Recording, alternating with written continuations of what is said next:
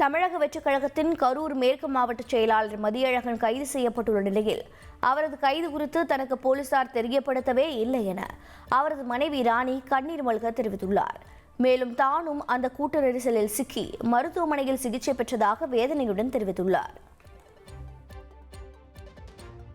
கரூரில் இந்த மாதிரி நடந்த சம்பவத்துக்கு நான் வருத்தத்தை ரொம்ப தெரிவிச்சுக்கிறேன். எங்கள் வீட்டுக்கார் காலையிலேருந்து என்கிட்ட ஃபோனில் பேசிகிட்டு தான் இருக்கார். ஆனால் இப்போது நடந்த சாயந்தரத்துலேருந்து ஹெட்லைனில் அவர் கைது பண்ணிட்டோன்னு சொல்கிறாங்க.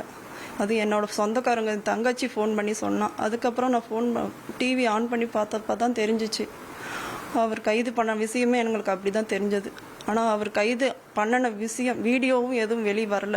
எனக்கு ஃபோனும் பண்ணலை யாருமே. காவல்துறையிலேருந்து எந்த ஒரு விஷயமும் எனக்கு தெரிவிக்கல. அவருக்கு ஏதாவது ஆயிடுச்சா என்னன்னு எனக்கு தெரியல. நானும் அவருக்கு இந்த சம்பவம் நடந்ததுலேருந்து அவர் கால் பண்ணிட்டு தான் இருக்கேன். அவர் என்னோடய ஃபோன் அட்டன் பண்ணலை. அவர் எங்கே இருக்காருன்னு அவர் நண்பர் வீட்டில் இல்லைன்னா உறவினர் வீட்டில் தான் இருக்கிறேன்னு சொன்னார். ஆனால் அவர் இந்த மாதிரி நடந்தது எங்களுக்கு ரொம்ப கவலையாக தான் எங்கள் மனசில் இருக்குது. என்னோடய ஃபோன் நம்பர் எங்கள் வீட்டு பக்கத்துலேருந்து வாங்கியிருக்காங்க.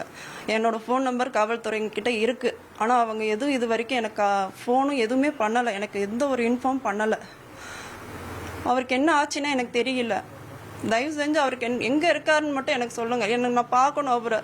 தயவு செஞ்சுக்கணும். எனக்கு 2 பசங்க இருக்காங்க.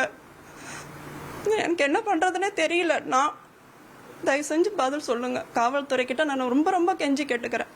நான் டிவியில் என் தங்கச்சி ஃபோன் பண்ணி சொன்னதுக்கப்புறம் தான் நான் டிவி பார்த்தேன். ஹெட்லைனில் கைது பண்ணிட்டோன்னு அந்த வீடியோ எதுவும் வரல.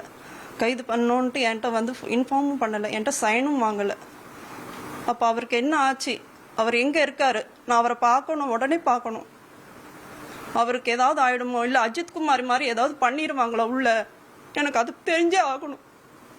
தயவு செஞ்சு என்னை கூட்டிகிட்டு போங்க அவர்கிட்ட. ஒரு 41 பேர் இறந்துருக்காங்க அப்படிங்கிறத சொல்கிறாங்க.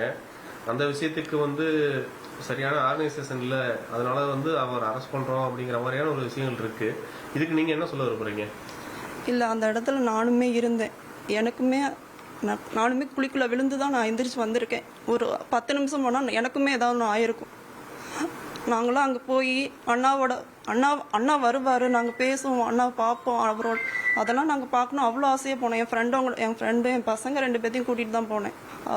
ஃபோட்டோஸ்லாம் எடுத்தோம், செல்ஃபி எடுத்துக்கிட்டோம். எல்லாமே அங்கே டான்ஸ் ஆடி எல்லாம் ஆட்டம் பாட்டம் எல்லாம் கொண்டாடிட்டு தான் இருந்தோம். திடீர்னு என்ன ஆச்சுன்னே தெரியல. எல்லாம் கூட்டத்தில் இருக்கிறவங்க எல்லாம் நெரிக்க ஆரம்பிச்சிட்டாங்க. நெரிச்சிட்டு நாங்கள் போய் குழிக்குள்ளே விழுந்துட்டோம். குழிக்குள்ளே விழுந்து என்ன ஆச்சுன்னே தெரியல. ஒருத்தன் வந்து கழுத்தில் வந்து நல்லா மிதிக்கிறான், வேணுன்ட்டே மிதிக்கிறான். ஷோல்டர், நெஞ்சுக்கிட்ட எல்லா இடத்துலயும் மிதிக்கிறானுங்க, வேணும்னே மிதிக்கிறானுங்க. இனி செல்லும் இடமெல்லாம் செய்தி. தந்தி டிவியின் வாட்ஸ்அப் சேனலை ஃபாலோ பண்ணினா செல்ல இருக்கும் இடமெல்லாம் செய்தி. இதோ QR கோட் இப்பவே ஸ்கேன் பண்ணுங்க, ஃபாலோ பண்ணுங்க.